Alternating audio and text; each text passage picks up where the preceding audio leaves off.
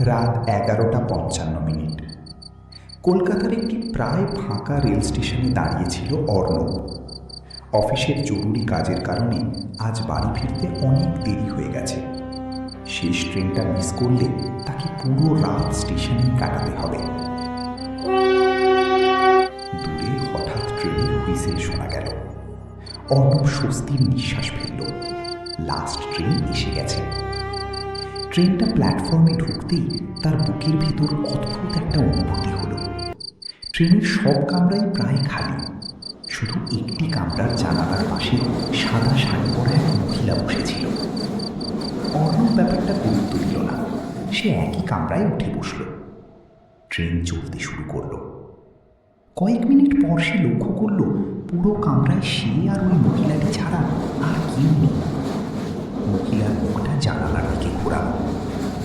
হঠাৎ অর্ণব শুনতে পেল খুব ধীর কণ্ঠে কেউ যেন কাঁদছে।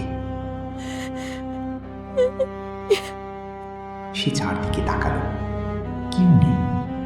কান্নার শব্দটা আবার এলো, এবার আরো স্পষ্ট। মনে হলো শব্দটা ওই মহিলার দিক থেকেই আসছে। অর্ণব সাহস করে বলল, ম্যাডাম, আপনি ঠিক আছেন? মহিলা কোনো উত্তর দিল না। ট্রেন একটা অন্ধকার টানেলের মধ্যে থেকে পড়ল।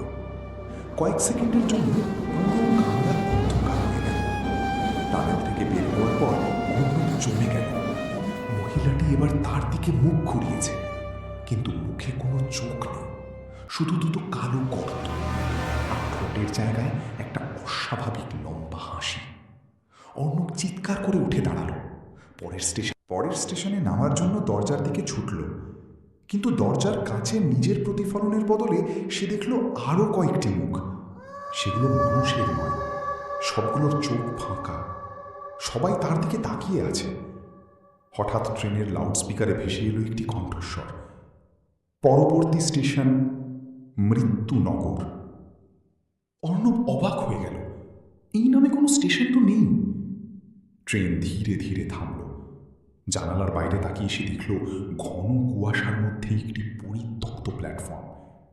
স্টেশনের সাইনবোর্ডে সত্যিই লেখা মৃত্যুনগর। প্ল্যাটফর্ম জুড়ে দাঁড়িয়ে আছে শত শত মানুষ, কিন্তু সবাই নিথর। কারো চোখ নেই, কারো মুখ নেই, কারো শরীর আধা স্বচ্ছ। তারা সবাই একসাথে ট্রেনের দিকে তাকিয়ে আছে। এরপর একে একে তারা ট্রেনে উঠতে শুরু করল। কামরার ভেতরের তাপমাত্রা হঠাৎ বরফের মতো ঠান্ডা হয়ে গেল। অর্ণবের নিঃশ্বাস থেকে ধোঁয়া বের হতে লাগলো। সাদা শাড়ির মহিলাটি এবার উঠে দাঁড়ালো। ধীরে ধীরে অর্ণবের দিকে এগিয়ে এলো। তার গলা থেকে কর্কশ শব্দ বের হলো, তুমি ভুল ট্রেনে উঠেছ, এটা জীবিতদের ট্রেন নয়। মহিলার কথা শেষ হতেই চারপাশের সব ভুতুড়ে যাত্রীরা একসাথে অর্ণবের দিকে তাকালো। তারপর সবাই হাসতে শুরু করলো।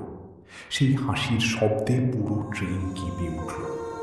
অর্ণব দরজার দিকে ছুটে গিয়ে চলন্ত ট্রেন থেকে লাফ দিল। তারপর আর কিছু মনে নেই।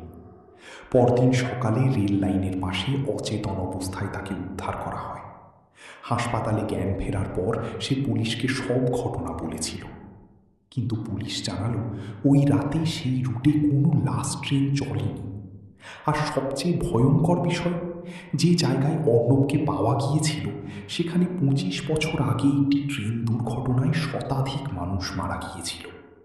সেই দুর্ঘটনার পর থেকেই মাঝরাতে মাঝে মাঝে লোকজন দূরে একটি পুরনো ট্রেনের হুইসেল শুনতে পায়, কিন্তু সেই ট্রেন কখনো কোনো স্টেশনে থামে না।